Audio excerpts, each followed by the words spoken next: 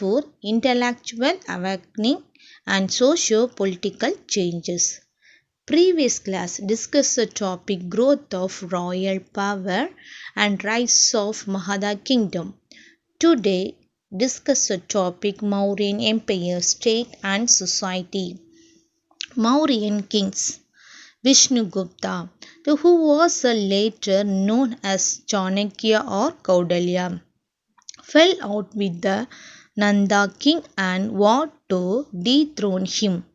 Chandragupta, perhaps inspired by Alexander of Macedonia, was raising an army and looking for opportunities to establish a kingdom of his own.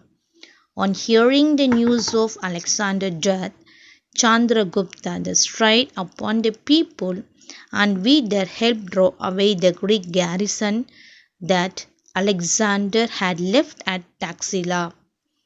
Then he and his allies the marched to Padaliputra and defeated Nanda king in 321 BCE.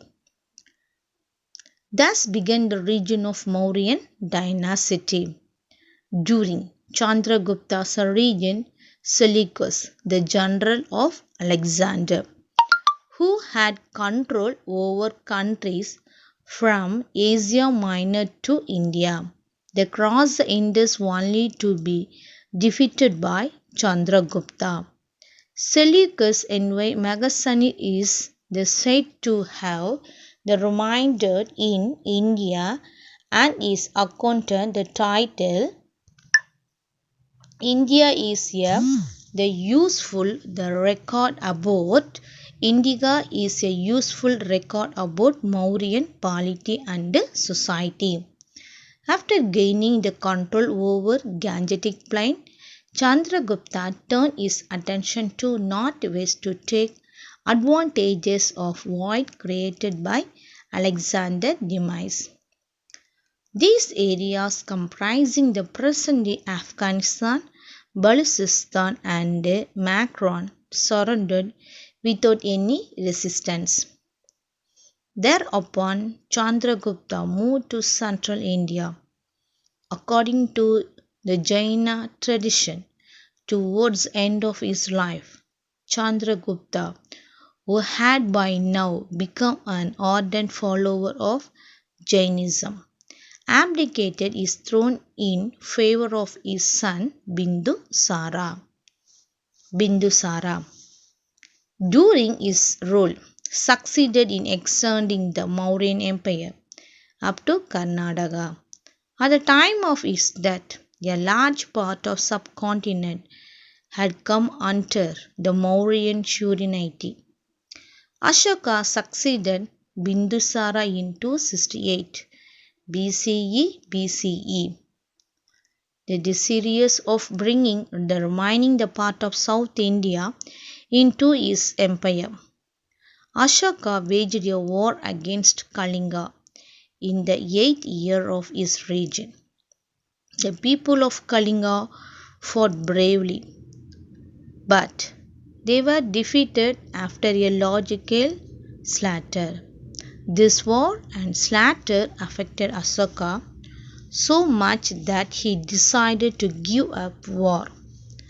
Ashoka became an ardent Buddhist after meeting the Buddhist monk Upagupta and propagated his dharma.